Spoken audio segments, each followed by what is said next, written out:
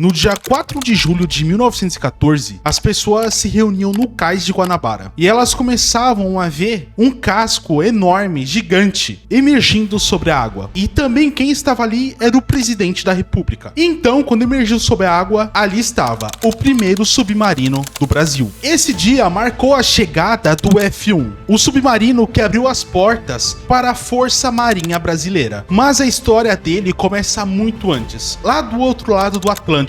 E ele passou por um projeto italiano, por um oficial brasileiro, que quase terminou em tragédia lá na praia do Cais de Guanabara. Mas antes da gente iniciar essa história, eu peço que você deixe o seu inscrever-se, porque esses vídeos dá trabalho. Vamos por partes. No início do século XX, a Marinha do Brasil estava tendo um problema muito grande. O Brasil não tinha conseguido acompanhar as forças navais, como por exemplo, da Europa. Os navios brasileiros estavam envelhecidos, a gente praticamente não tinha encoraçados e muito menos submarinos. O dinheiro do país estava muito fácil. Na época, o Brasil estava com o café e a borracha muito em alta. Então o programa de modernização começou na época de 1906, sob o comando do almirante Alexandre Faria. A prioridade era os grandes encoraçados Minas Gerais e São Paulo. Os submarinos vinha como se fosse um segundo item. Naquela época o poder naval era medido pelos comprimentos. O submarino entrou no segundo pacote por causa de um único homem que persistiu, o tenente Felinto Perry. Desde 1891, ele defendia na imprensa que o Brasil precisava de submarinos. Antes dele, outras tentativas de trazer o submarino para o Brasil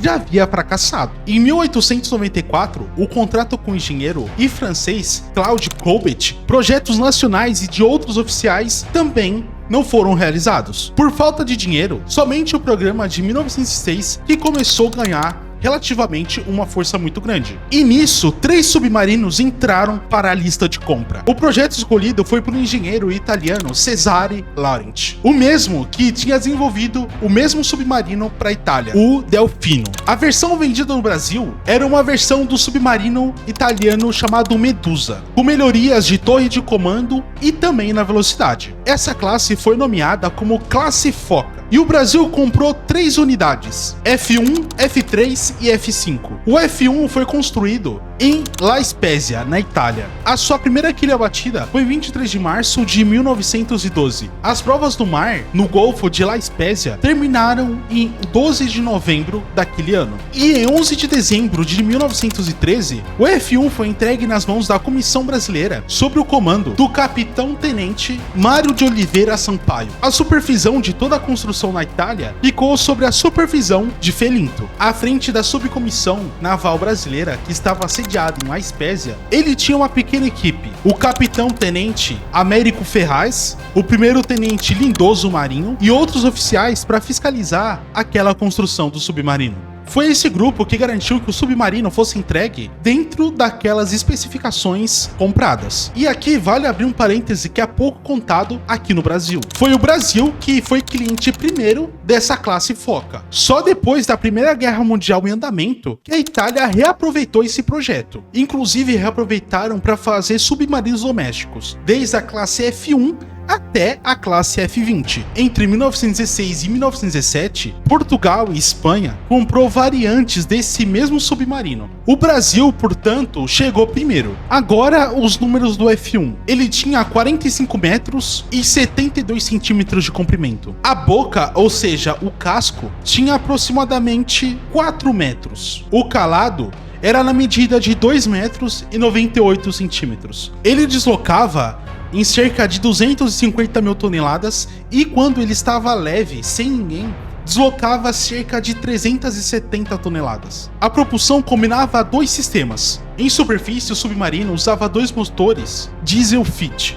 de 2 tempos e com 6 cilindros, com aproximadamente 325 cavalos. Submerso entravam 2 motores com 250 cavalos cada, ligado a 2 eixos que acionavam 2 hélices com 3 pás. Com esse sistema, o F1 alcançava 3,5 nós na superfície e 8,5 nós submerso. A autonomia também era registrada. Em superfície, ele conseguia navegar a cerca de 800 milhas náuticas, na velocidade de 3,5 nós, ou 1.600 milhas náuticas se reduzisse para 8,5 nós. Ou se não, se ele ativasse a velocidade máxima com 13,5 nós, ele conseguia atingir 100 milhas náuticas. A profundidade testada desse submarino era de 40 metros de profundidade, e os dois torpedos que ele tinha era de 450 milímetros, instalados na proa, e ele tinha capacidade de carregar 4 torpedos Whitehead. Para observação, o F1 contava com 2 periscópios da marca Galileu e uma estação de radiotelegrafia da marca Marconi, com alcance de até 30 milhas. A tripulação contava com 23 homens, 2 oficiais e 20 praças, um número pequeno para aquela época que cabia dentro de um submarino. O F1 chegou ao Brasil em 4 de julho de 1914, mas ele não fez essa viagem navegando por conta própria. Ele foi transportado a bordo de um navio